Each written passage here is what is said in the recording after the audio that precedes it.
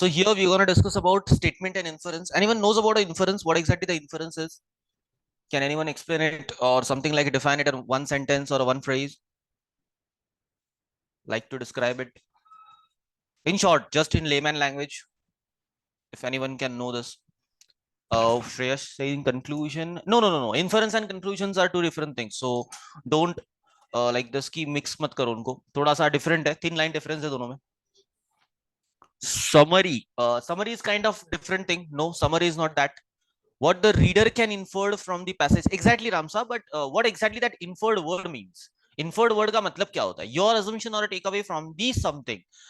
Perfect. Your assumption निकाल दो. हाँ, दैट्स राइट कि रीडर की अंडरस्टैंडिंग, रीडर को क्या समझ में आता है, व्हाट रीडर अंडरस्टैंड्स, वो होता है बेसिकली आपका इन्फरेंस. क्या आपने सीखा है. Okay, and that could be differ from the conclusion. वो डिफर हो सकता है. Conclusion would not be the same, right. Argument means a conflict. Argument means a conflict. No, argument is not a conflict. Argument is something that you states on a some statement. Like आप अपने point of view से कुछ बात उसके ऊपर बोलते हो. That would be a contradictory also. That would be in favor of that statement also. So that would be the argument. It's not a conflict. Conflict is something that we don't agree with. वहां पे conflict आता है Sarvesh. Clear? Good point. So now conclusion is something different. Conclusion, see what exactly the conclusion is. Conclusions means क्या होता है कि हम लोगों ने स्टोरी रीड की ना, एज पर द ऑथर जो मोरल या फिर जो मॉरल ऑफ द स्टोरी निकलेगा, जो ऑथर के पॉइंट ऑफ व्यू से मॉरल ऑफ द स्टोरी निकलेगा ना, वो होगा कंक्लूजन. वो that is a conclusion of the story as it is. जैसी स्टोरी है वैसे उसको समराइज करके उसका कंक्लूजन दे देते हैं. That's a conclusion part. But when you as a reader reads that statement and you conclude something, now your conclusion is an inference. मतलब reader का कंक्लूजन जो होता है वो इन्फरेंस बन जाता है, एंड ऑथर का कंक्लूजन जो है दैट्स अ प्योर कंक्लूजन और the moral of the story, you can say. Simple. Have you understand the basic concept? समझ में आया? लिटरल कंसेप्ट समझ में आया इन्फरेंस एंड कंक्लूजन का क्या होता है? So on similar basis you have to think about. Okay, now see, ये जो thin line difference है ना, ये क्वेश्चन में इतना हेल्पफुल नहीं होता है. क्वेश्चन में क्या कवर करना है, जैसे कि अभी देखो एक आध स्टेटमेंट मैंने बोल दिया, कोई भी स्टेटमेंट मैंने बोल दिया. पहले तो हम लोग ने दो पार्ट देख लिया, आर्ग्यूमेंट देखा एंड अजम्पशन देखा. जैसे कि आर्ग्यूमेंट एंड अजम्पशन में हम लोग रियलिटी के बेस पे कुछ बात कर रहे थे, वैसे ही यहां पर भी हम रियलिटी के बेस पे बात करेंगे.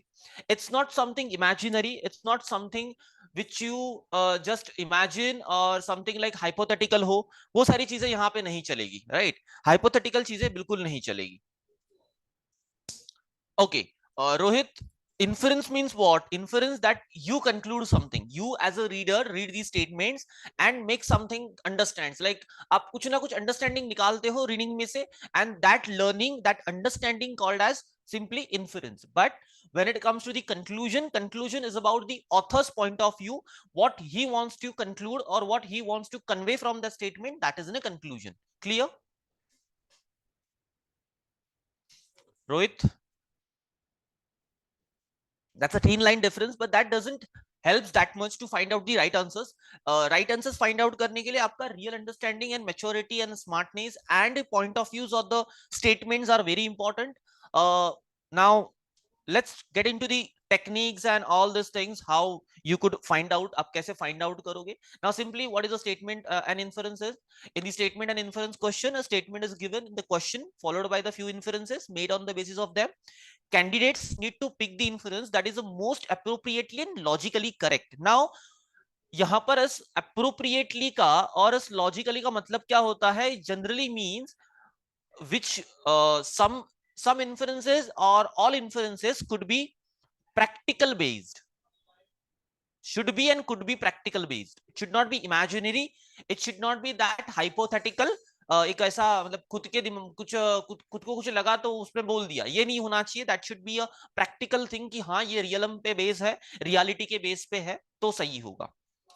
Next, now statement and inference का जो स्ट्रक्चर होता है क्वेश्चन का, similar to the argument and assumption. ऊपर एक स्टेटमेंट होगा, मे बी वन स्टेटमेंट और one paragraph over there, and then you have given that four inferences. You have to understand which inferences concludes the answer rightly, so that inference would be your correct answer. Coming to the question here, now here is a question. Guys just first you try, आप पहले try करो, गलती करो, then you will learn कि कैसे इनको find out करना है as per your understanding, you try to find it out, then we will explain it कि कैसे इनको समझना है, कैसे इनको फाइंड आउट करना है. Okay, take a 3 minutes, 3 to 4 minutes, not more than that. Just read it and try to understand what exactly the inference could be. I want everyone to participate in the task. Okay.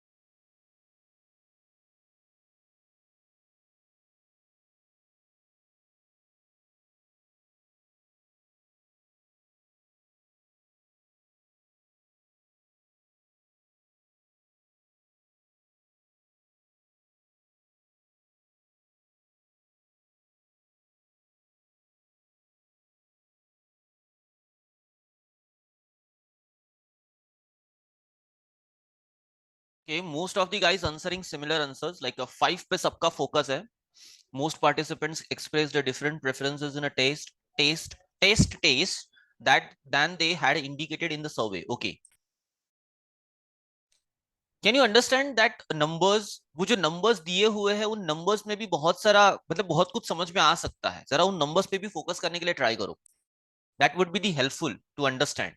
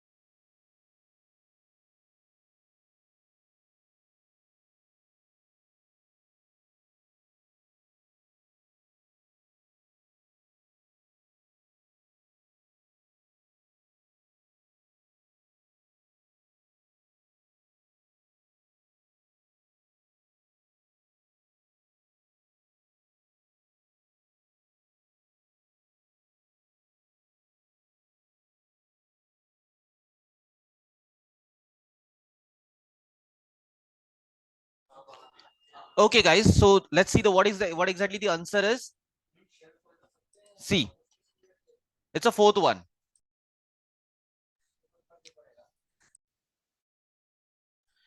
Now see, guys, why exactly it is. पहले तो क्या बोला है, a candy company conducted the market research to survey and subsequent test. पहले तो उन्होंने market research किया, एक सर्वे किया, and they conducted the taste. Okay, in the survey 27% of the respondents said they prefer the dark chocolate. तो 27% ने क्या बोला, we want dark chocolate. Then 28% said we want white chocolate. And 45% preferred the milk chocolate. 45% लोगों ने क्या बोला कि हमें मिल्क चॉकलेट चाहिए. Okay, now but when same group participated in a test, मतलब ये तो साथ सर्वे, ये तो सर्वे था.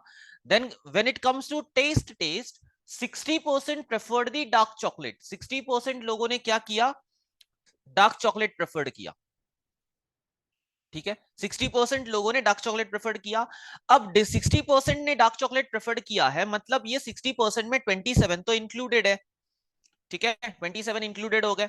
नाउ सी, ये 27 इंक्लूड होने के बाद, 27 इंक्लूड होने के बाद हमें और भी कुछ नंबर्स चाहिए होंगे. तो कितने नंबर्स बचते हैं, यह would be around 33 would be 33 या 33% ओवर हियर, जो इन दो कैटेगरी में से आए हुए हैं. 33% जो है इन दो कैटेगरी में से आया हुआ है. ना व्हाट कंक्लूड्स की, यहाँ पे हमारे हमारी तरफ से कंक्लूजन क्या निकलता है कि इसमें व्हाइट चॉकलेट भी मिक्स हो गए एंड मिल्क चॉकलेट वाले भी इसमें मिक्स हो गए. ये दोनों भी यहाँ पे मिक्स हो गए. अब यहाँ पर कम नंबर किसके पास है, 28% किसके पास है, व्हाइट चॉकलेट के पास है. एंड अगर 33% करूं तो कितने परसेंट मिलेंगे, मिल्क चॉकलेट में से 5% मिलेंगे. ठीक है, ये नंबर्स है. अब देखो, ये एक एक्चुअल नंबर नहीं है, ये एक रियलम बेस मैक्सिमम, जो एकदम बोलते हैं ना, एकदम लास्ट पॉसिबिलिटी जो हो सकती है, ये वो पॉसिबिलिटी है, वुड बी. नाउ देखो, अब ऑप्शंस को एक बार चेक करो.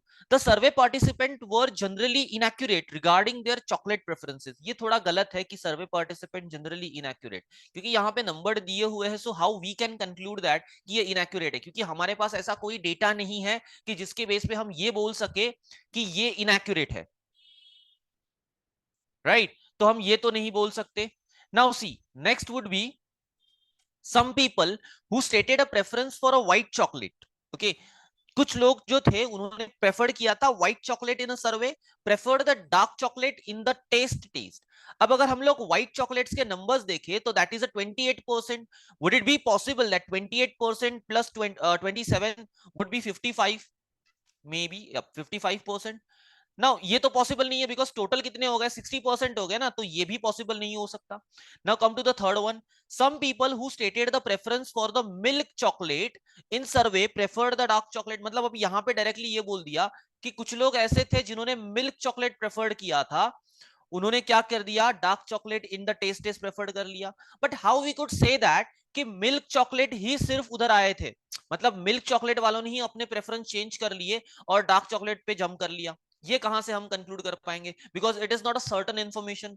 तो ये भी एलिमिनेट होता है. Now just for a time हम इसको थोड़ा सा स्किप करते हैं, फिफ्थ पे आते हैं और ट्राई करते हैं. यहाँ पे most participant expressed different preferences in the test than they indicated in the survey.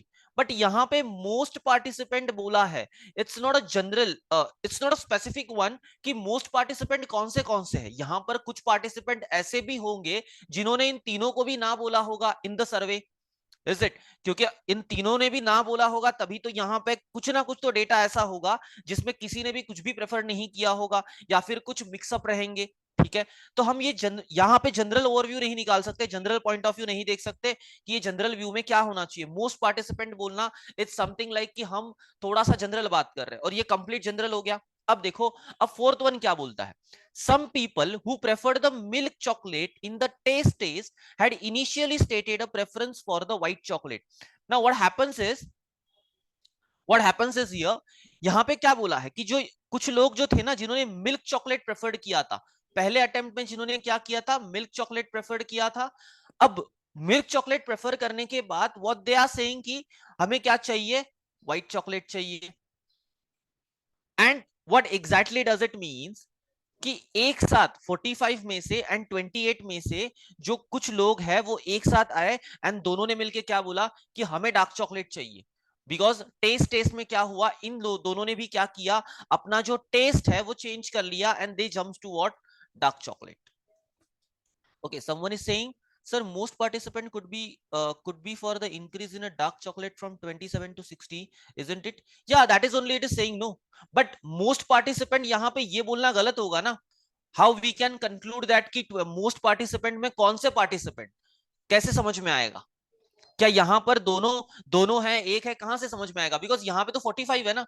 अगर हम लोग डायरेक्टली 45 लेते हैं तो मोस्ट में सिर्फ मिल्क आता है।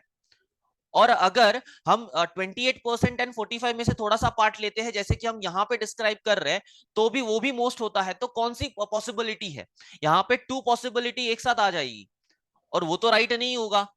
दोनों पॉसिबिलिटी को हम एक साथ कैसे बात कर सकते हैं? इट्स कंप्लीटली अनसर्टन ना to say that.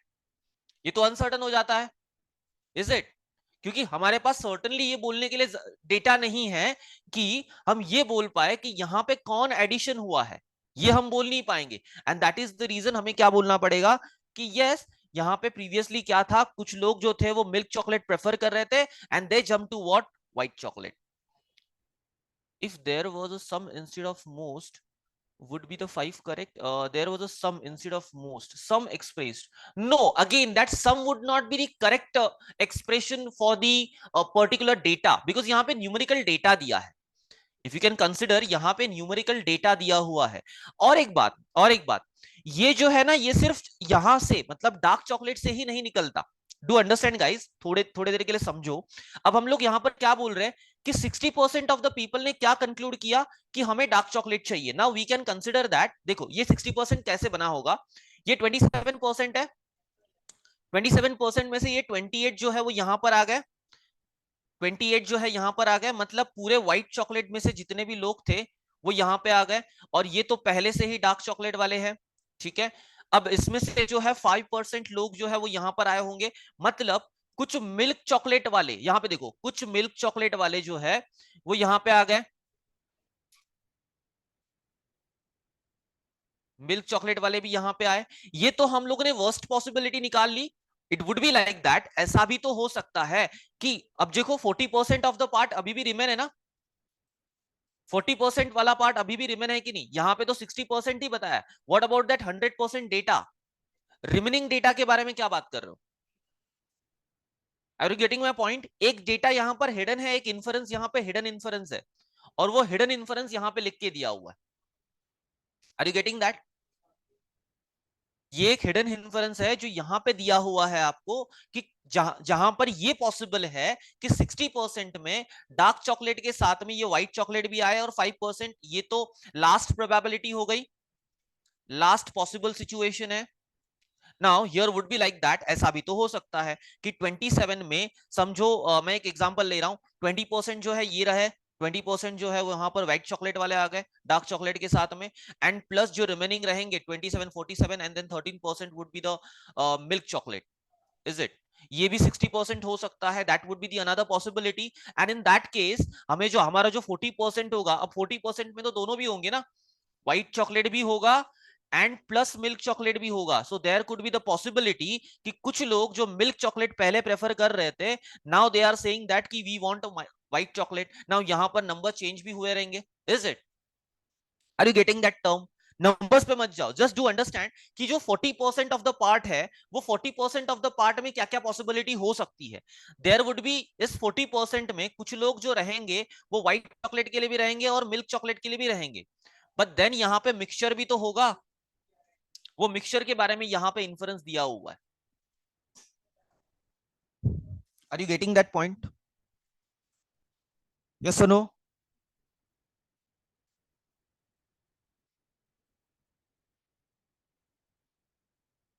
All of you see, we are looking at the 60%, क्योंकि 60% डेटा यहाँ पे दिया है, that we know, and that is the reason we are trying to infer what, कि ये 60% कैसे बना। But have you looked upon that कि 40% ऑफ द डेटा कहां गया? उसके बारे में तो कोई रिसर्च नहीं कर रहा है, कोई ध्यान नहीं दे रहा है। सो दैट इज अपॉन की वो इन्फ्रेंस जो है वो यहाँ पे निकलेगा, वो यहाँ पे हमें ध्यान देना है। अब ये कैसे पता चलता है कि ये 40% के रिगार्डिंग है, क्योंकि यहाँ पर 60% के रिगार्डिंग कोई इन्फ्रेंस ऑप्शन में दिया ही नहीं है। जस्ट रिमेन्स व्हाट कि वो 40% वाला पार्ट यहाँ पे कंक्लूड होता है। जब हम ध्यान देते तो हमें पता चलता है कि आउट ऑफ दैट 100% 60% पार्ट तो फैक्ट है, यहाँ पे फैक्चुअल है। अब ये फैक्चुअल लिख के देंगे तो वो तो फैक्ट बन जाएगा, और फैक्ट के बारे में बात करना is not a good thing. हमें क्या बोलना है, हमें इन्फरेंस निकालना है। तो what we can infer here that possibility of कि कुछ मिल्क चॉकलेट जो रहेंगे वो क्या हो गए, चेंज हो गए, and they come to what, simply dark chocolate, white chocolate. Now there is another kind of possibility would be like that कि व्हाइट चॉकलेट जो रहेंगे उन्होंने भी कहीं ना कहीं मिल्क चॉकलेट प्रेफर किया रहेगा। ठीक है, अब देखो, अब यहां पे ना और एक पॉसिबिलिटी जो अभी मैंने बोली, just change this sentence to like this, white chocolate and prefer the milk chocolate.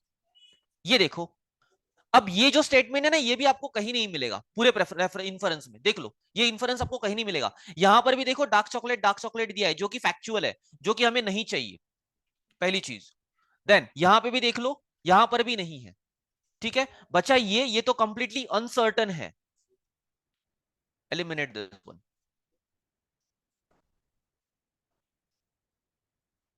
Sir but English में भी है चैप्टर स्टेटमेंट एंड इन्फरेंस, तो वो वाला सेम कंसेप्ट है क्या? थोड़ा बहुत, बट ये थोड़ा सा एडवांस्ड है। इंग्लिश में जो है वो ना, वो particular to the RC point of view हमें फिक्स होना होता है, लेकिन यहां पर वो चीज नहीं है, वो थोड़ा सा डिफर करता है। अगर वो आरसी के रिगार्डिंग है ना तो थोड़ा सा डिफर करता है, because we have to stick to that information, हमें उस इन्फॉर्मेशन के बाहर नहीं जा सकते, राइट। बट यहाँ पे कैसा होता है, यहाँ पे प्रैक्टिकल थिंकिंग होती है, we have to think about कि प्रैक्टिकलिटी भी है, उसके भी बारे में सोचना है। यहाँ पे वो चीज भी अप्लाई हो जाती है, and that is the reason वहां पे और यहाँ पे जो इन्फ्रेंस निकलता है दोनों में बहुत डिफरेंस हो जाता है। ये थोड़ा सा एडवांस लेवल है जहां पे आपको बहुत ज्यादा प्रैक्टिकलिटी के बारे में भी सोचना पड़ता है। Understood everyone? यस और no?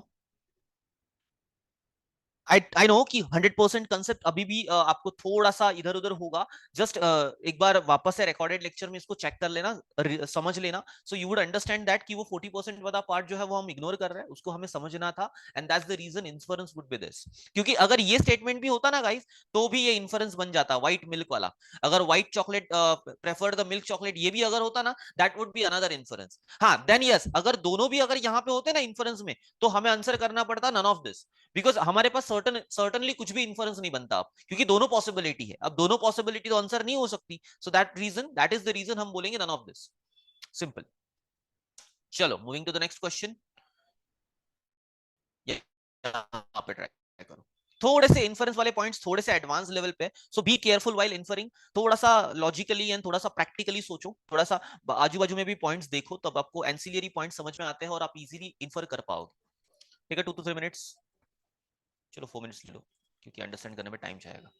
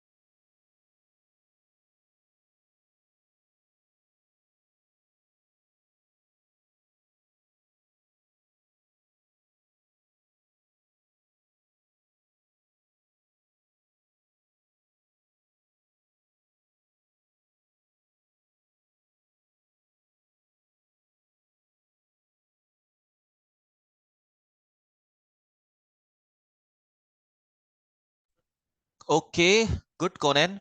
There are same for the reasoning question. There are same for a reasoning questions. What? There are same for a reasoning question? Pratiksha, I don't understand what you want to say. Okay, Akansha, Sarvesh, Ramsa saying third. Okay. In 2015, more refrigerators were purchased by residents of Auckland. Okay. Question. Okay. Sir this topic same RC yup थोड़ा सा मैंने बोला पहले ही बोला ना प्रतीक्षा ये थोड़ा सा सिमिलर टू द आरसी है नाम सेम है बट इसका पॉइंट ऑफ व्यू जो है उससे थोड़ा सा एडवांस्ड है वहां पे हम आरसी से स्टिक ऑफ हो जाते हैं बट यहाँ पे हमें आरसी से स्टिक ऑफ नहीं होना है इन्फॉर्मेशन से स्टिक ऑफ नहीं होना है यहाँ पे हमें रियलिटी के बेस पे बात करनी है वहां पे एक होता था कि वहां पे जो है वैसे ही बात करनी है बट यहाँ पे ऐसा नहीं है यहाँ पे इससे बाहर जाके भी आपको प्रैक्टिकल सोचना पड़ता है इन दी रेस्ट्रिक्टेड एरिया आपको प्रैक्टिकलिटी भी सोचनी पड़ती है एंड अकॉर्डिंगली आपको आंसर करना पड़ता है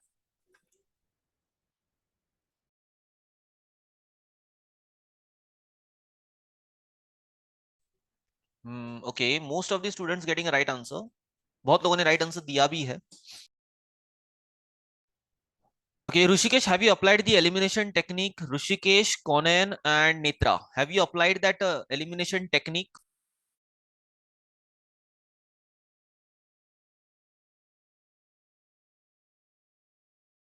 ऑल ऑफ यू बाकी के लोग भी जरा सा एलिमिनेशन टेक्निक को यूज करो because that would help you to get at the right point ठीक है बिकॉज हम डायरेक्टली अगर आंसर फाइंड आउट करने जाएंगे ना वुड बी थोड़ा सा डिफिकल्ट टू अंडरस्टैंड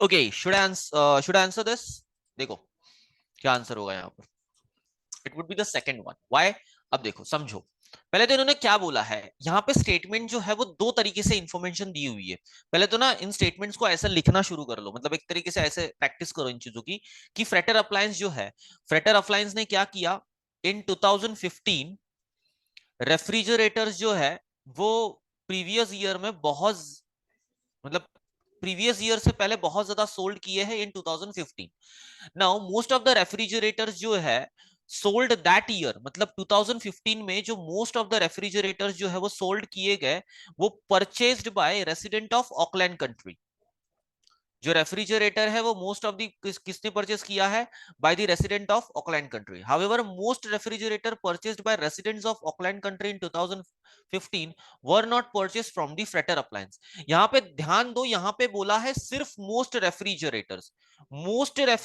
बोला है ये नहीं बोला है कि फ्रेटर अप्लायंस के पास से मोस्ट रेफ्रिजरेटर परचेस किए तो इसका मतलब फ्रेटर अप्लायंस के पास से मोस्ट रेफ्रिजरेटर तो परचेस नहीं किए हैं ये हमें समझ में आता है Now, opposite to that, यहाँ पे क्या बोला? Most refrigerator purchased by the resident of Auckland country in 2015 were not purchased from Fretter Appliance. यहाँ पे तो mention ही कर दिया.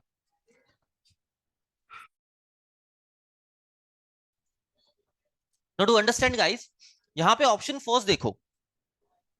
Option first says Fretter Appliance sold more refrigerator to the residents of Auckland country. Wrong, because यहाँ पे लिख के दे दिया है कि not purchased. ये तो eliminate होता है. In 2015, more refrigerators were purchased by residents of Auckland country than were sold by the Fretter Appliance. हमें कैसे पता चलेगा कि Fretter Appliance ने कितना सोल्ड किया? How many? या फिर how much? ये कैसे पता चलेगा? It's not possible to find out. Eliminate. हमें कहां पता है कि यहां पर फ्रेटर अप्लायंस ने कितना डेटा लाइक कितने रेफ्रिजरेटर सोल्ड किए उसका डेटा कहां है हमारे पास that is also not mentioned here then residents of Auckland country purchased more refrigerator in 2015 than in any previous year अब ये भी तो कंपैरिजन दिया नहीं है कि किसी दूसरे प्रीवियस ईयर में ऑकलैंड कंट्री वालों मतलब रेसिडेंट ने कितने रेफ्रिजरेटर्स परचेज किए ये भी तो नहीं बोला है सो दैट मींस यहां पे ये कंपैरिजन भी गलत है फिफ्थ वन देखो एटलीस्ट वन स्टोर ये स्पेसिफिकेशन आ गया ना स्पेसिफिक है मतलब एग्जैगरेटेड है ये गलत हो गया eliminate then answer would be what remains second one and that would be your correct answer have you understood it's very simple to understand because यहाँ पे क्लियरली ये मेंशन करके दे दिया था कि were not purchase from the freighter appliance. तो ये तो पहले ही चीज पता चलती है कि यहाँ पे फ्रेटर अप्लायंस के पास से इन्होंने रेफ्रिजरेटर लिया नहीं है। देन मोस्ट रेफ्रिजरेटर बोला, मतलब ये फ्रेटर अप्लायंस के बारे में नहीं है, ये भी एलिमिनेट हो जाता है, मतलब ये इन्फॉर्मेशन भी निकल गई। अब बचा क्या, हमें सिर्फ यहाँ पे ये देखना था कि कितनी इन्फॉर्मेशन जो है वो रिलेटेड है।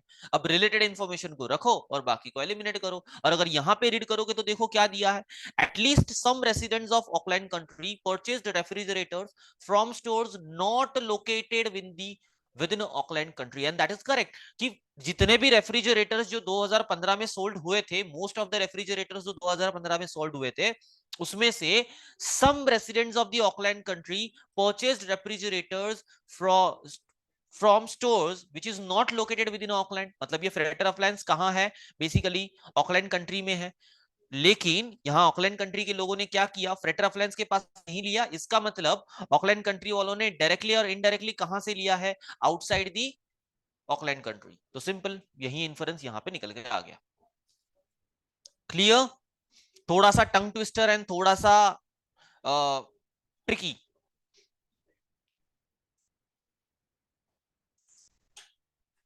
गाइस अंडरस्टूड और एक्सप्लेन अगेन किसी और तरीके से।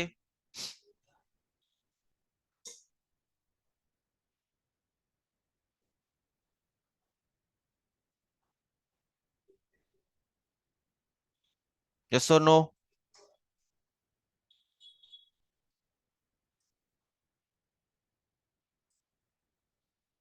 सर टू में भी एटलीस्ट है।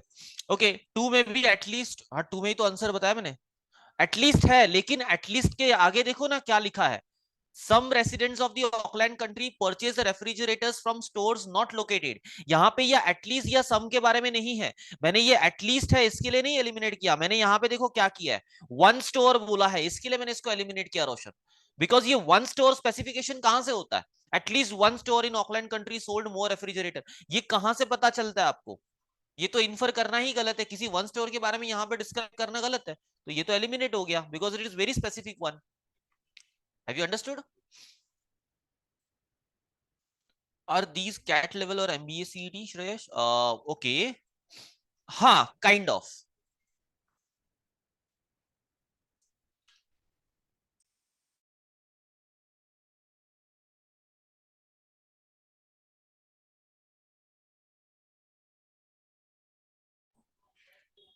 सर डी वाला रॉन्ग कैसे है? डी वाला resident of Auckland country purchased more refrigerators in 2015। देखो यहाँ पे क्या बोला है कि यहाँ पे बोला है most refrigerator it sold that year were purchased by resident of Auckland country. But then यहाँ पे इस फैक्ट का क्या करोगे, most refrigerator purchased by resident of Auckland country in 2015 were not from the Fretter Appliance. और यहाँ पे तो सीधा सीधा बोल दिया ना कि इन any previous year.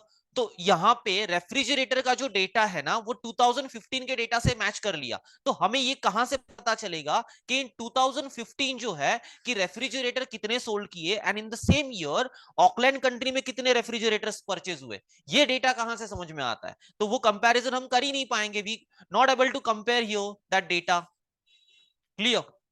So read a second line of the para. It says purchased by resident of the Auckland country. Purchased by the resident of the Auckland country. Okay, that is not an issue. उसमें क्या issue है? But यहाँ पे at least one store बोला है ना? Then Rohit, you are talking about which inference? Which point of inference? You are talking about fifth one, no?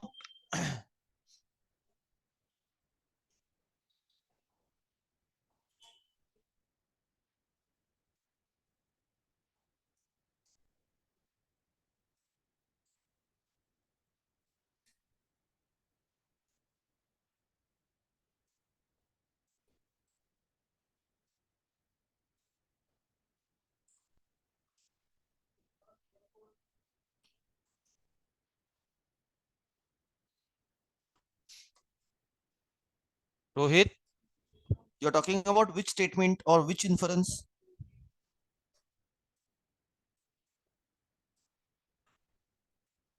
Two says not located in Auckland country. How's that possible? Okay, देखो यहाँ पे क्या बोला है, यहाँ पे उन्होंने क्या लिख के दिया है, not located in the country.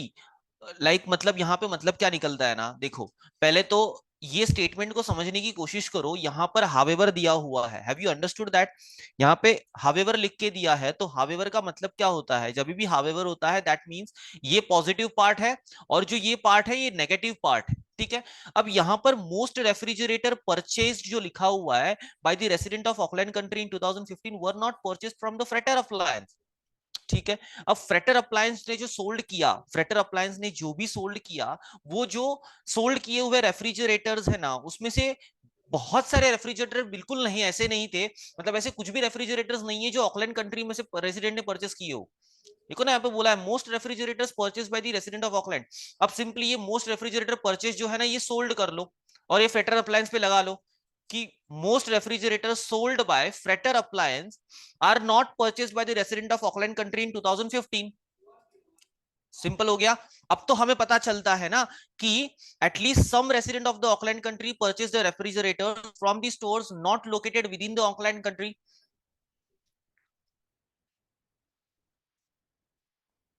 क्योंकि ये आउटसाइड द एरिया है एंड ऑकलैंड कंट्री। अब यहाँ पे जो फ्रेटर अप्लायंस जो है वो कहाँ होगा, घुमा फिरा के तो ऑकलैंड कंट्री में ही होगा, एंड इसीलिए तो यहाँ पे ये इंफॉर्मेशन दी है ना। लियो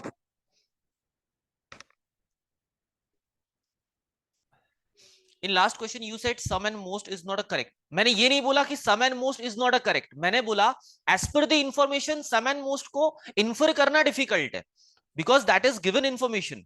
गिवन इंफॉर्मेशन के रिलेटेड अगर हम बात करते हैं तो वहां पे सम एंड मोस्ट बोलना वो अनसर्टन हो जाता है, राइट। बट यहां पर हम जो बात कर रहे हैं वो इंफॉर्मेशन भी तो उसी तरीके से लिखी गई है। मोस्ट, देखो मोस्ट, यहां पर भी वही डेटा यूज किया गया है ना, एंड अकॉर्डिंगली हम बात कर सकते हैं बिकॉज यहां पे खुद ही डेटा जनरल है। तो जब जनरल डेटा ही है तो व्हाई नॉट जनरल के लिए जनरल इन्फ्लुएंस, जनरल के लिए स्पेसिफिक इन्फ्लुएंस नहीं हो सकता एंड स्पेसिफिक के लिए जनरल इन्फ्लुएंस नहीं हो सकता।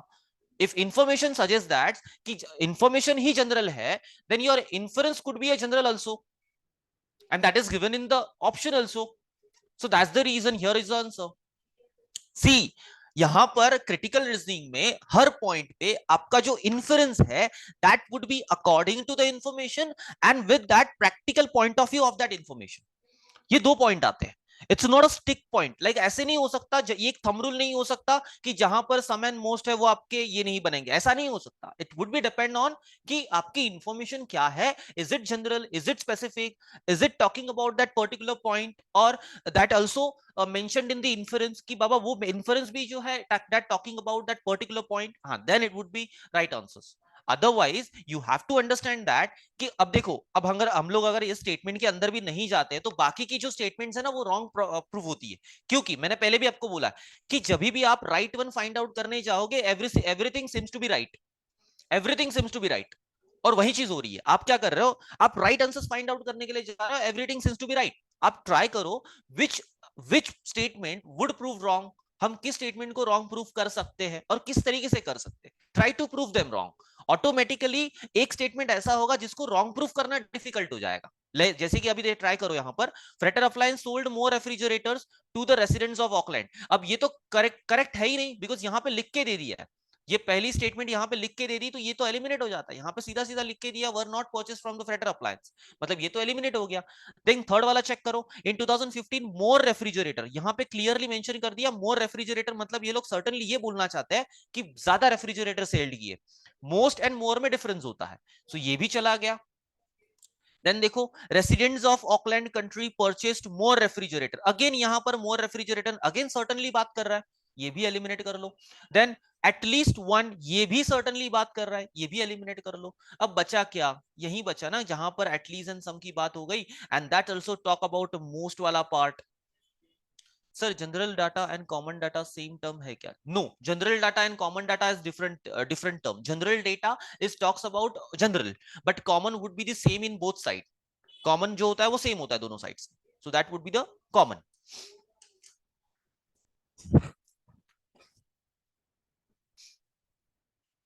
फिफ्थ में सम होता तो it would be correct, fifth में सम, अगर वहां पर एटलीस्ट भी निकाल, एटलीस्ट रखो और वन निकाल के some store in Auckland sold more refrigerator, अभी यहां पर भी नहीं होता। गाइज ये भी देख लो, यहां पे क्या लिखा है, more refrigerator, how would you define that most with the more? Most को आप मोर से कैसे लगा सकते हो? मोस्ट का मतलब होता है 100 में से कुछ ना कुछ, मतलब 99 तो हो सकते हैं, ये हो सकता है, बट इट इज नॉट 100% 99, ये नहीं हो सकता। Would be 90 also, would be 80 also, anything can be possible. But यहां पर मोर का मतलब ये होता है कि 100 में से 99 तो रेफ्रिजरेटर फ्रेटर अप्लायंस नहीं सेल की है। बट ये तो गलत है, यहाँ पे ऐसा कोई डेटा नहीं है जो कि ये डिफाइन कर पाए कि मोर होना चाहिए। सो दैट्स द रीजन ये वापस से एलिमिनेट ही होगा, इवन तो यहाँ पे सम हुआ तो भी। Now clear?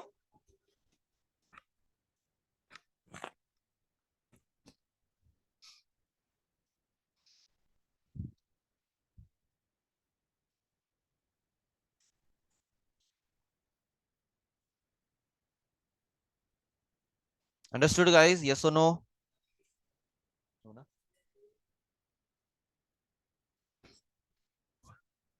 ओके, श्रेयश, आपको आपका आंसर मिला?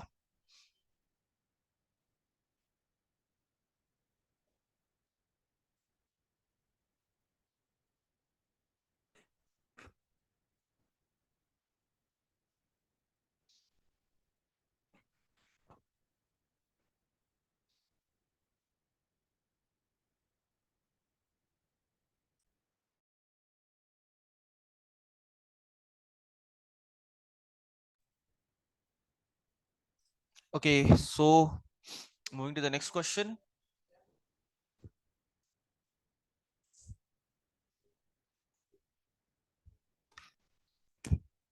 Take a 2 to 3 minutes and write and try to answer it.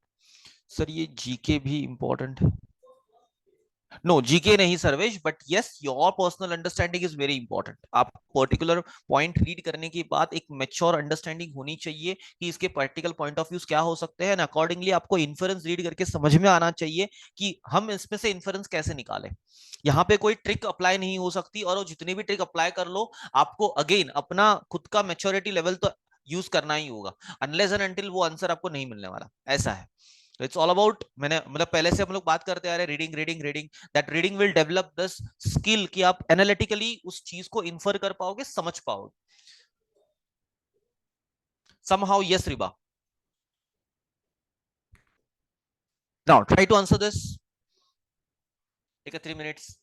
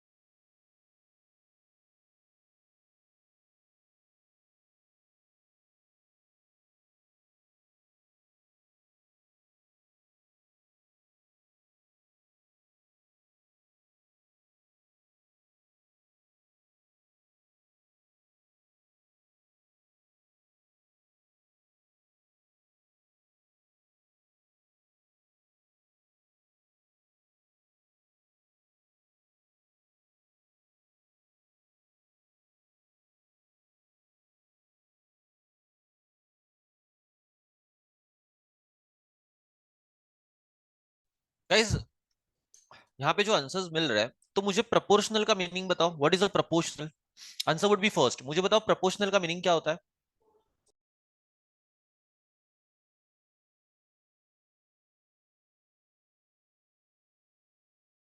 What is a proportional guys? Proportional का मतलब क्या होता है? Tell me. प्रोपोर्शनल का मतलब क्या होता है? जो लोग इसका आंसर कर रहे हैं, so what does it mean by proportional?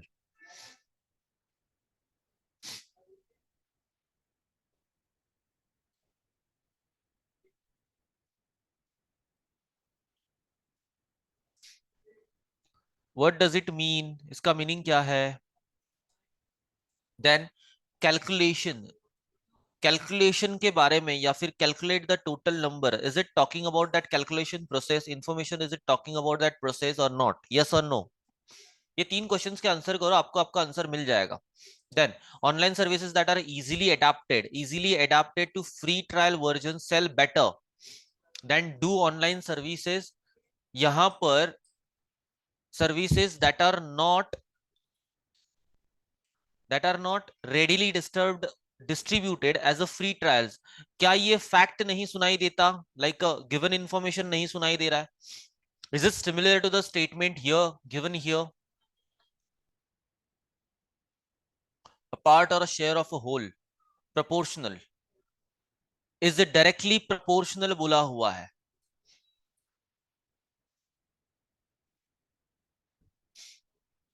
Proportion नहीं बोला है, it's talking about proportional. Part of the portion नहीं बोला है उसने, it's talking about proportional. Proportional would be the same, like उतना ही उसके ऊपर भी अफेक्ट हो रहा है, इतना उसके ऊपर, मतलब यहाँ दो तो यहाँ पे भी दो अफेक्ट होने चाहिए, सिमिलर नंबर ऑफ अफेक्शन होने चाहिए, सिमिलर नंबर ऑफ, राइट? तो दोनों साइड सेम अफेक्ट होगा तभी उसको हम लोग प्रोपोर्शनेट बोल सकते हैं, राइट?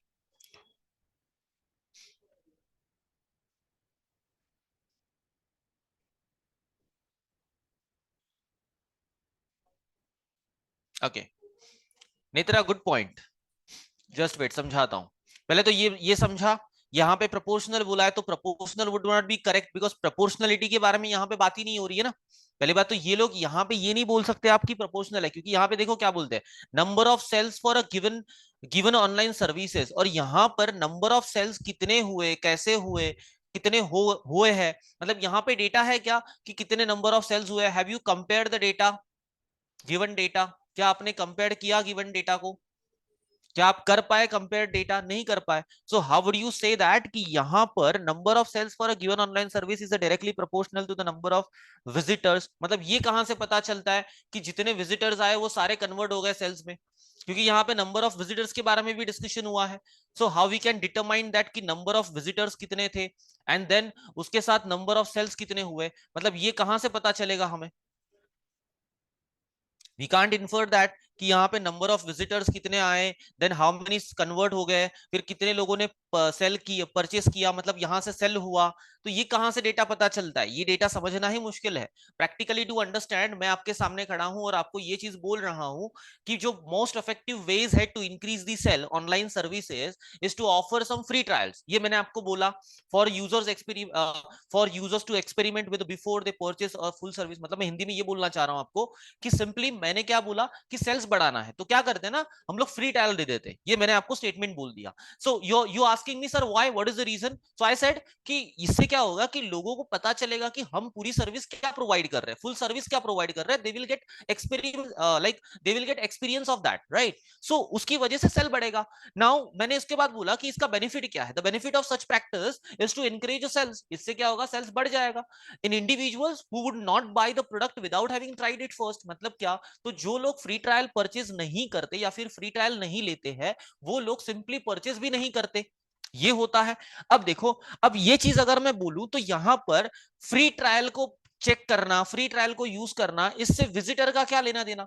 सिंपल है, visitors would not be counted here ना, नंबर ऑफ विजिटर्स कैसे काउंट हो सकते हैं? So for that reason option get eliminate. Now third पे ध्यान दो, in calculating total number, how would you calculate that total number of an online service sold? Online service sold के बारे में बोला है, ये सर्विस सोल्ड हो गए, how would you calculate that total number of online service sold? Then free trials are generally included generally included as a $0 sell. $0 sale, $0 का sale मतलब क्या होता है? Simply it's they are gonna say that कि यहां पर मैंने बिना कॉस्ट लिए जो है प्रोडक्ट को सेल किया, rather than separate as a separate category. अब ये इन्फ्रेंस कहां से निकलता है? और अगर ये इन्फ्रेंस निकला भी तो then what about that particular physical purchase, उसके बारे में क्या हुआ? ये तो सिर्फ हम लोग ने ट्रायल देने का मतलब क्या है, what exactly the trial means, trial देने का मतलब क्या निकलता है? So we are giving them $0 sale, simply they are using our product as a $0 sale. बस वो परचेस कर लेंगे, ले लेंगे और निकल जाएंगे, that would be the $0 sale. उसके बाद वो लोग उसके बारे में परचेस करना है नहीं करना है, सेल करना है, उसके बारे में तो कोई डिस्कशन ही नहीं हुआ। And after that we are talking about calculating the total number of an online service sold. ये कहां से आता है? It's not a that particular thing कि यहाँ पे उसके बारे में कुछ भी इंफॉर्मेशन है या प्रैक्टिकली भी हम ये सोच पाएंगे, क्योंकि हमारे बीच में डिस्कशन क्या हो रहा है, how would you increase the sale by using the trial. हम लोग ट्रायल देकर सेल को कैसे इंक्रीज करेंगे? सो उस पॉइंट पे हम ये कहां से सोचेंगे? ये सोचने का तो पॉइंट ही नहीं बनता। Again this could get eliminate. Fourth पे आओ, online services that are easily adapted to free trial versions. मतलब यहाँ पे क्या बोला है, कुछ ऑनलाइन सर्विसेज ऐसी होती है जो इजीली एडेप्टेड होती है टू फ्री ट्रायल वर्जन्स। मतलब उनके लिए हम लोग फ्री ट्रायल वर्जन्स प्रोवाइड कर सकते हैं, लाइक अ डेमो लेक्चर्स। अभी हम लोग जैसे डेमो लेक्चर्स प्रोवाइड करते हैं तो वैसे ही डेमो लेक्चर्स प्रोवाइड कर सकते हैं। Sales better than do online services that are not ready distributed as a free trial. Okay, this could be the one answer, but again, this would be the one fact जो कि यहां पे पहले ही बोल दिया।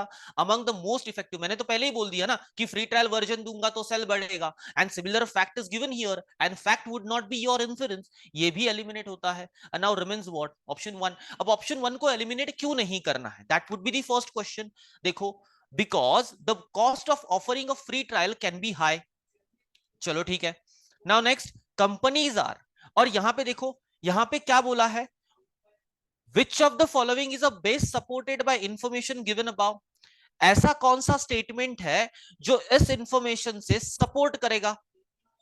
ठीक है, अब देखो क्या बोलता है, because the cost of offering of a free trial can be high, companies are often resistant to offering the free trials, especially free trials that offer all features include within the paid version of an online services। मतलब यहाँ पे इन्होंने क्या बोला कि जो free trial version जो होती है ना, उनको प्रोवाइड करने का जो कॉस्ट होता है वो हाई होता है। ओके, अब वो हाई होता है तो कंपनीज क्या करती है, थोड़ा सा रेजिस्ट करती है, थोड़ा सा सोचती है, फ्री ट्रायल देने के पहले थोड़ा सा सोचती है, especially when free trials that offers all features like जैसे कि अगर किसी को पूरा सारे के सारे लेक्चर्स आपको प्रोवाइड करने हो for the one day only, so that would be the high cost, like बहुत ज्यादा कॉस्ट पे करनी पड़ेगी उसके लिए, क्योंकि वो लोग जो एक एक दिन का आपको जो पैकेज अवेलेबल करके दे रहे हैं उसका भी तो कॉस्ट जा रहा है, सर्वर कॉस्ट जा रहा है, and that server cost will be the high cost. वो कॉस्ट कंपनी को पेड करना पड़ेगा, सो that would be the highly cost. अब यहाँ पे ये स्टेटमेंट जो है इंफॉर्मेशन को कैसे सपोर्ट करता है? Now see what they are saying, कि the benefit of such practice is to encourage the sales to individual would not buy the product without having tried it first। अब यहाँ पे इनको क्या बोलना है कि सिंपली अगर हम लोग इसके बारे में सोचते हैं कि हम हाई कॉस्ट पे करने के बारे में सोचेंगे एंड कंपनी अगर इसको रेजिस्ट करती है, सो व्हाट हैपेंस इज कि यहाँ पर वो ऑनलाइन सर्विस जो देनी है ना, वो ऑनलाइन सर्विस वो दे नहीं पाएंगे। So you don't have to think about that high cost, you have to give that a free trial services and that would help you to increase your sales। now what is this? But in the option 2 it indicate of increasing, and in question mention encourage, then sir it can be reference because there is a possibility of sales. Number of sales for a given online service is directly proportional to the number of, just wait, number of visitors to the online services website। no, because see ना, यहाँ पे number of visitors बोला है, ये visitors के बारे में हम कैसे कंक्लूड कर पाएंगे? इज दैट हम विजिटर्स के बारे में कैसे कंक्लूड कर पाएंगे? How would you say that कि ये विजिटर्स के बारे में डेटा है, और विजिटर्स के बारे में आपको कहां से पता चलता है? यहाँ पे बाकी की सारी चीजें ओके है, नंबर ऑफ सेल्स मान लिया मैंने, given online service directly proportional, ये भी चलो ये भी सही मान लेता हूं, but what about this visitors part? इसके बारे में क्या डिस्कशन होगा और इसके बारे में हम कैसे प्रैक्टिकली सोच सकते हैं? नो, देखो ऑनलाइन एमबीए की फीस लेस होती है सर्वेश, बट देन आपको अगर मैं फ्री ट्रायल प्रोवाइड कर रहा हूं ऑनलाइन सर्विस में, then would be like that कि मुझे उस दिन का सर्विस कॉस्ट तो देना पड़ेगा ना, सर्वर कॉस्ट तो मेरा पे हो रहा ही है, मेरा सर्वर तो यूज कर ही रहे हो, एंड उसके लिए तो मुझे तो कॉस्टिंग देनी पड़ती है ना, एंड फॉर दैट रीजन मैं आपसे क्या कर रहा हूँ, फीस ले रहा हूँ। तो वो एक दिन का भी आप अगर यूज करोगे तो उसका कॉस्ट तो मुझे ही पे करना पड़ेगा as an a company, and I would be resist that. मैं तो उसके लिए तो मैं तो पहली बात मानूंगा नहीं, right?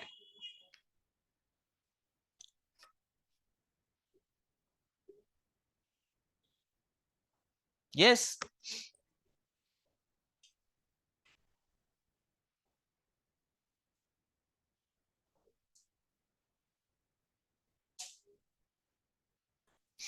Okay, so now come to the conclusion part. Here is the statements and conclusions.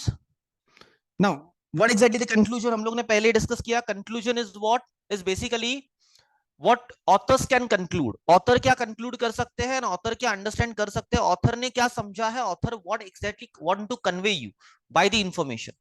That would be the part of now यहाँ पे जो आपका इन्फरेंस, यहाँ पे जो आपका कंक्लूजन होगा ना, that would be restricted to the information.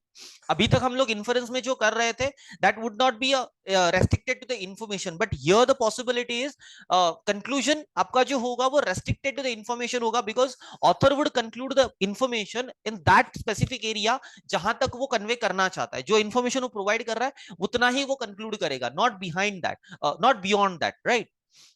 Okay, so now simply here is the question.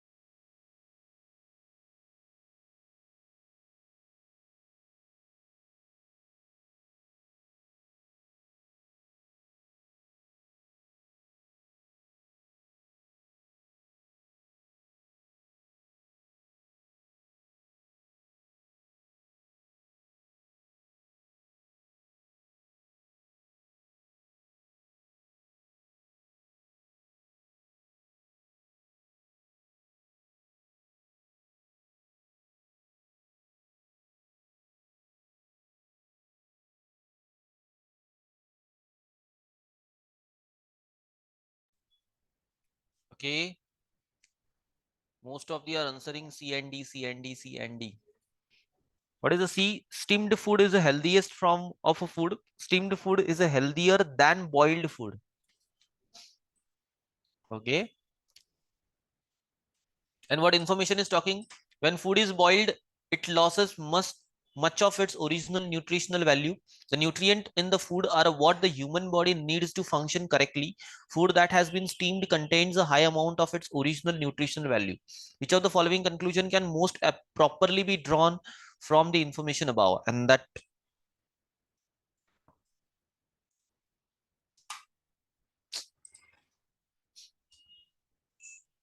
perfect would be the D. Now see, यहाँ पे अभी मैंने बोला ना कि ये इन्फॉर्मेशन से स्टिक ऑफ होता है, ये इन्फॉर्मेशन के बाहर नहीं जाएगा. यहाँ पे देखो बॉइल्ड फूड के बारे में डिस्कशन हुआ था, कंपैरिजन हुआ था steamed food and boiled food के रिगार्डिंग, एंड वही यहाँ पे लिख के दे दिया है, राइट? अगर हम लोग यहीं पर अगर इन्फरेंस की बात करते so we would simply say that कि steamed food is the healthiest from the form of the food. तो ये हो जाता हमारी तरफ से इन्फरेंस, क्योंकि हम जो है हम रीडर है. What we can conclude here कि भाई जो स्टीम फूड होता है वो ज्यादा न्यूट्रिशनल होता है, सिंपली है, और वो ज्यादा हेल्दी भी होगा, because they are talking indirectly and directly about that nutritionality of the food.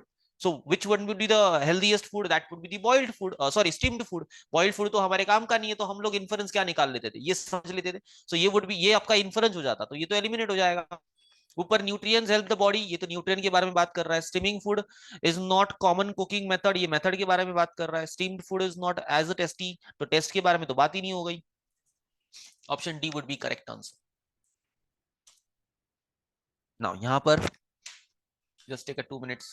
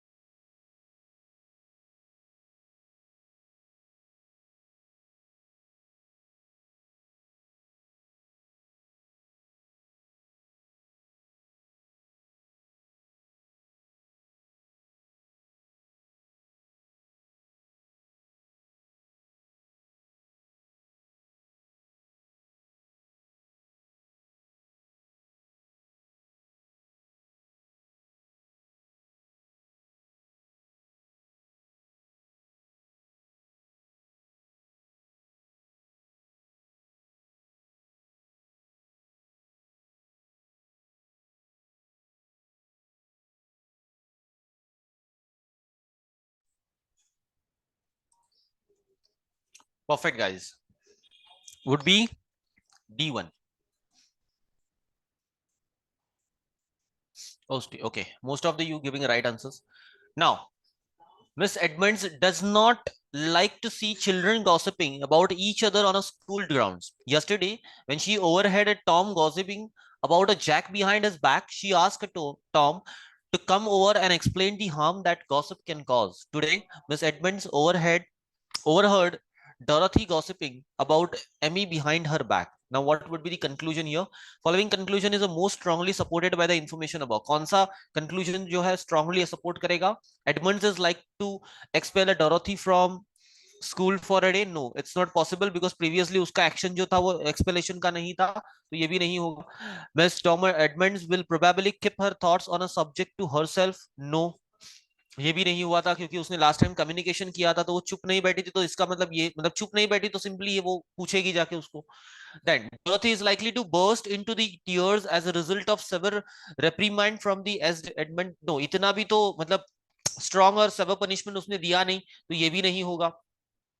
Emmy is not likely to forgive Dorothy. ये तो कुछ मतलब इमोशनल हो गया, इमोशनल फैक्टर यहाँ पे काम नहीं करेगा. Practical would be possible. Option D would be your correct answer. Easy guys. Conclusion थोड़ा सा इजी होता है बिकॉज यहाँ पे गिवन इन्फॉर्मेशन ही आपको कंक्लूड करवानी है, तो बहुत ज्यादा इजी हो जाता है to answer there. But in inference is not that कि आपको सिंपली जो इन्फॉर्मेशन दिया है उसी को आंसर करना है. इट्स ऑल अबाउट कि आपके पॉइंट ऑफ व्यू चेंज होते हैं, आपको अकॉर्डिंगली ऑप्शन के अकॉर्डिंगली इन्फरेंस को फाइंड आउट करना है, and that would be the.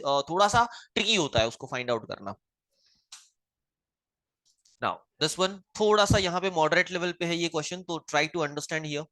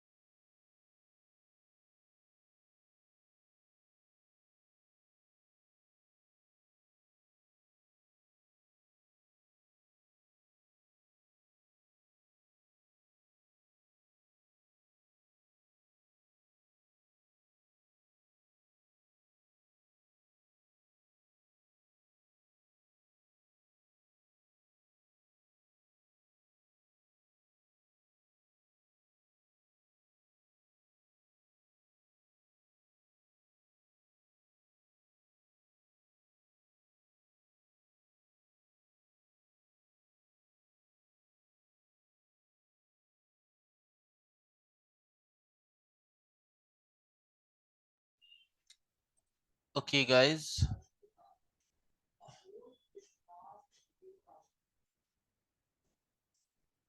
so answer would be D.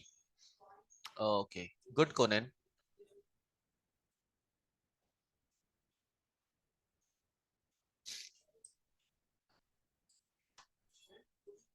देखो यहाँ पे क्या लिख के दिया है इन्होंने, क्या बोला कि जो इंटरनेट एंड कैटलॉग रिटेलर्स जो होते हैं उनको अगर निकाल दो तो रिटेल प्रोडक्टिविटी जो इंडेक्स है, एक तरीके से retail productivity type of index हो गया, और इस इंडेक्स का जो इंफॉर्मेशन है वो फाइंड आउट करना है। तो उन्होंने क्या किया, measured in terms of revenue पर डॉलर, रेवेन्यू पर डॉलर स्पेंड, मतलब $1 स्पेंड करने पे कितना रेवेन्यू आएगा, रेवेन्यू कितना आएगा वो देखना है, ठीक है।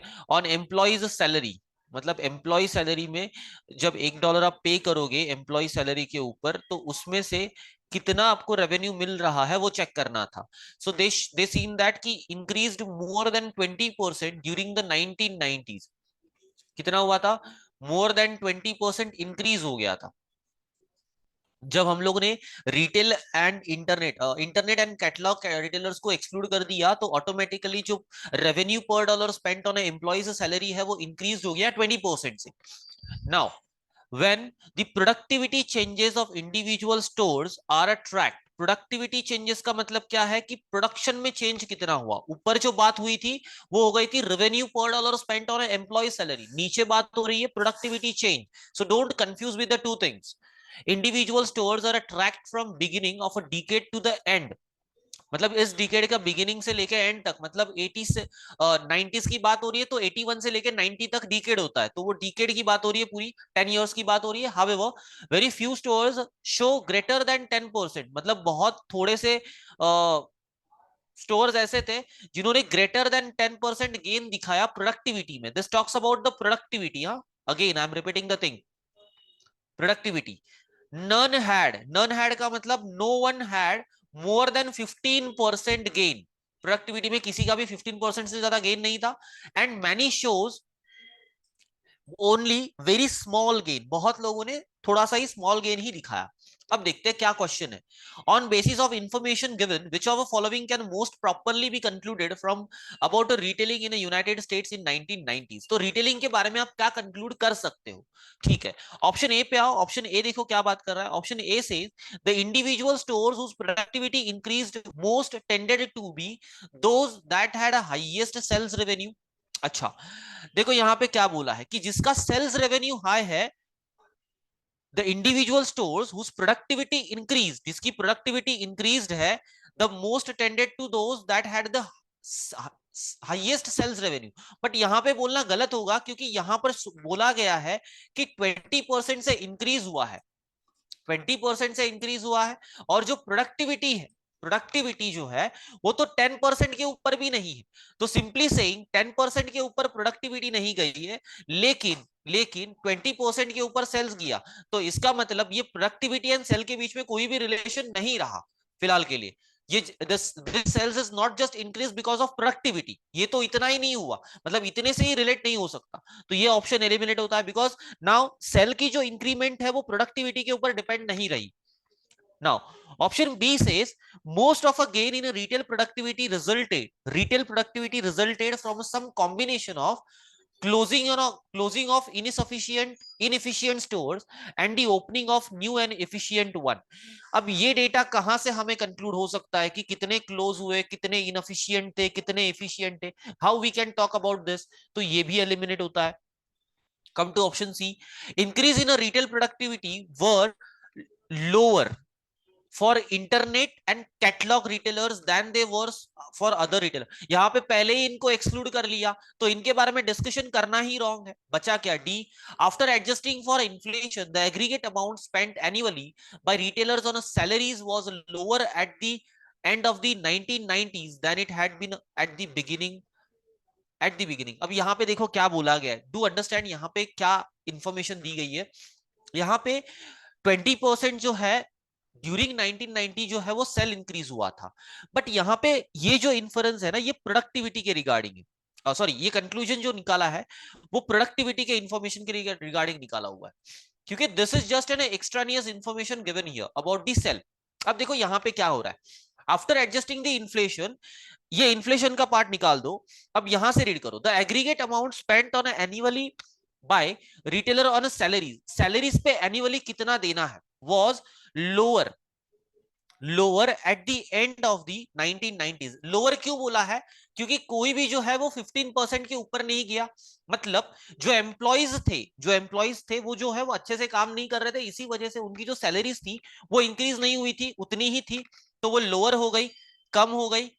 बिकॉज यहाँ पे देखो, यहाँ पे बोला गया कि नीचे जो है वो प्रोडक्शन बिल्कुल भी नहीं हुआ है, और 15% जो है वो यहाँ पर बिल्कुल तो हुआ ही नहीं, देन सिर्फ 10% ही हुआ है। और वो भी कितने स्टोर्स है? वो भी कितने स्टोर्स है? वेरी फ्यू स्टोर्स है। मतलब यहाँ पर जो एम्प्लॉइज है उनकी जो प्रोडक्टिविटी स्केल है वो बिल्कुल अच्छी नहीं है। इसका मतलब उनकी सैलरी भी उतनी अच्छी नहीं होगी। तो यहाँ पे जो 20% स्पेंड हुआ है, वो 20% स्पेंड जो है वो अदर एम्प्लॉइज पे भी हुआ है। सिंपल। That means what? कि यहाँ पर at the end of the 1990s then it had been the at the beginning. मतलब बिगिनिंग में जो सैलरी थी वो बहुत ज्यादा थी, बट एट द एंड, यहां पर क्या बोला है? टू द एंड, यहां पे कैलकुलेशन हुआ है ना, तो टू द एंड जब कैलकुलेशन किया तो क्या पता चला कि 10% भी गेन नहीं था। लेकिन स्टार्टिंग में जो थी वो सैलरी ज्यादा थी, इसी वजह से यहां पर 20% गेन दिखाया सैलरी रेट। 20% जो गेन है वो तो होल ईयर का है ना। एंड प्रोडक्टिविटी रेट जो फाइंड किया वो eight the and find out किया। तो एट दी एंड जो प्रोडक्टिविटी इंडेक्स बताया गया उसमें तो 10% भी प्रोडक्टिविटी नहीं हुई। तो ऐसा भी तो हो सकता है कि ये स्टार्टिंग ऑफ द फेज में हुई हो और उसके बाद में एट दी एंड कुछ भी प्रोडक्टिविटी नहीं हुई। And that is the reason कि एट दी एंड जो सैलरी रेट है वो लोअर रहा हो, और स्टार्टिंग ऑफ द फेज में जो सैलरी रेट है वो हाई हो। And that is the reason conclusion would be D. Clear?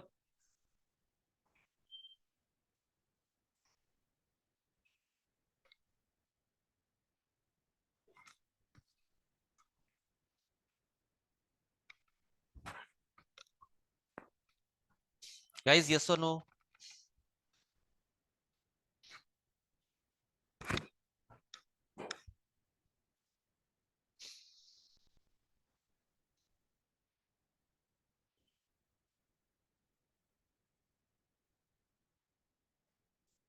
Okay, so guys देखो, at the first lecture or something like a, without understanding and without maturity, ऐसा नहीं होगा कि at the first attempt सब कुछ समझ में आएगा। because when we talk about a critical reasoning, it's all about thinking critically। ठीक है?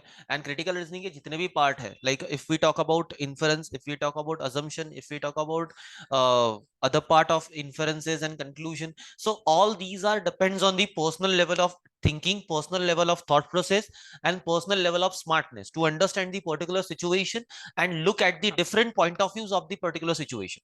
So it depends on person to person, and it gives you the answer when you attempt variety of questions for the particular topic। so वहीं पे आपको वो understanding मिलती है और समझ में भी आता है कि आपको कैसे उन चीजों को समझना है एंड आंसर करना है। It would not be the like at the first attempt आप सब चीजें समझ जाओगे और at the only one lecture आप सब समझ जाओगे, ये तो होना पॉसिबल नहीं होता।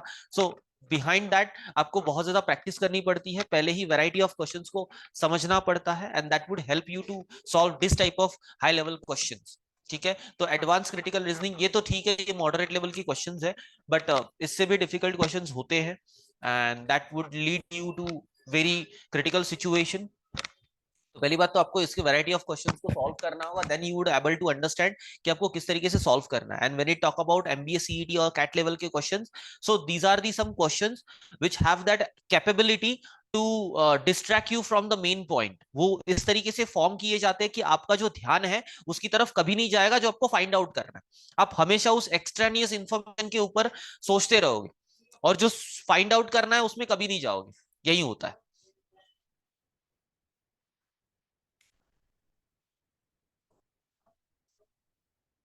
Sir, still, if you could suggest some main thumb rules or shortcuts to eliminate or choose the options in critical reasoning. देखो सानिका, अगर यहाँ पे कुछ टेक्निक्स अप्लाई करनी हो तो फर्स्ट ऑफ ऑल आप जो है एकदम से जो एग्जैगरेशन होता है, लाइक समवेयर कभी कभी ना, समझो इन्फॉर्मेशन जो है वो जनरल बातें कर रही है, लाइक सम के बारे में बात हो रही है, मोस्ट के बारे में बात हो रही है, एंड इन दी ऑप्शन आपको बोला गया है ओनली वन। पर्टिकुलर जब एकदम पर्टिकुलर हो जाता है ना, एकदम टू द पॉइंट बात हो जाती है ना, जब जनरल ऑप्शन हो, जनरल इंफॉर्मेशन है एंड टू द पॉइंट बात कर रहा है, तो that would not be the inference, that would not be the assumption, that would not be the conclusion also. Argument हो सकता है, but that would not be the conclusion, assumption and the inference, because वो specific है, वो complete specific है, और information is not a complete specific. Information में हर किसी का सेग्रीगेशन नहीं दिया है, सो that would not B your correct answer, so that would get eliminate.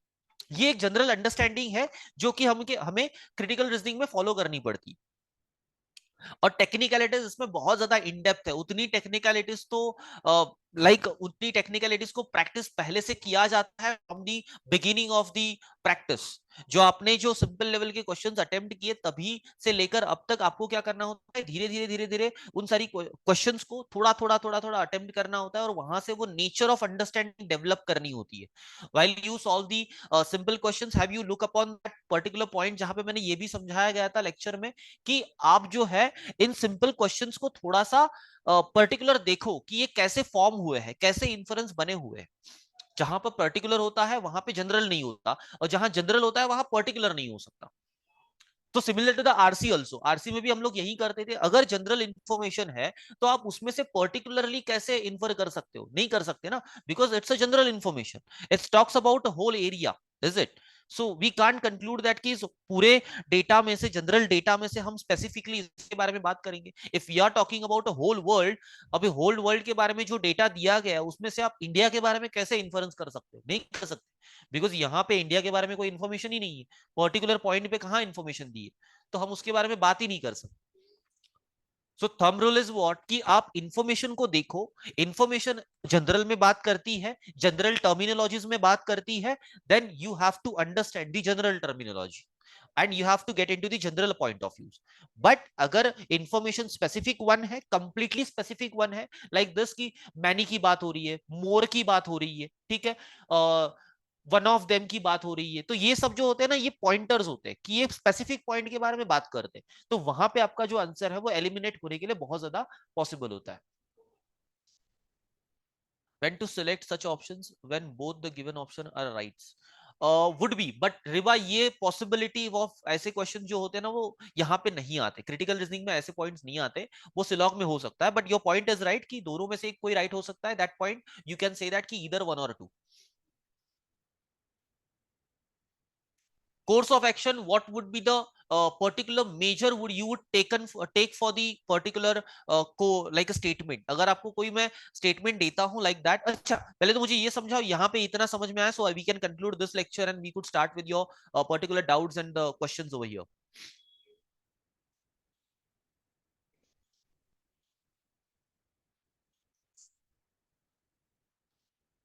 सी, यहाँ पे जितना भी एक्सप्लेनेशन हुआ है, एक बार वापस से जाके लेक्चर को देखो, समझो, okay, and practice some of the questions again on yourself, and then you would understand कि हमने यहाँ पे क्या कैसे प्रैक्टिस किया, क्या देखा, थोड़ा सा अंडरस्टैंड करने की कोशिश करो, बहुत ज्यादा इजी हो जाएगा, ओके।